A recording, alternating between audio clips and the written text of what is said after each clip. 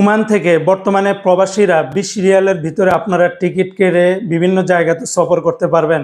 জি হ্যাঁ বন্ধুরা, এমনটি ওমানের সালামিয়ার যে রয়েছে, সালামিয়ার থেকে তারা একটি অফার দিয়েছে। তবে এই অফারটি খুবই সীমিত সময়ের জন্য। তো এই ভিডিওর মাধ্যমে আপনারা জেনে নিতে পারবেন।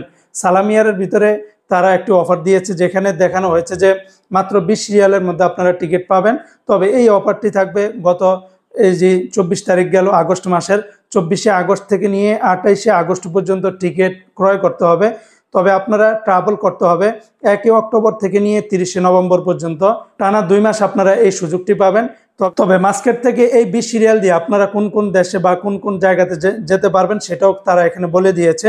আপনারা যেতে পারবেন ব্যাঙ্গালোরে, তারপরে কালিকাত, তারপরে চেন্নাই, দোহা, দুবাই, দাম্মাম, তারপরে দিল্লি, হায়দ্রাবাদ, ইসলামাবাদ, জয়পুর, করাচি এবং লাহোর, মুলতান, সিয়ালকোট, সিরাজ এবং তেহরান। তবে আমাদের বাংলাদেশিদের জন্য তারা এই 20 রিয়ালের কোনো অফারটি রাখেনি।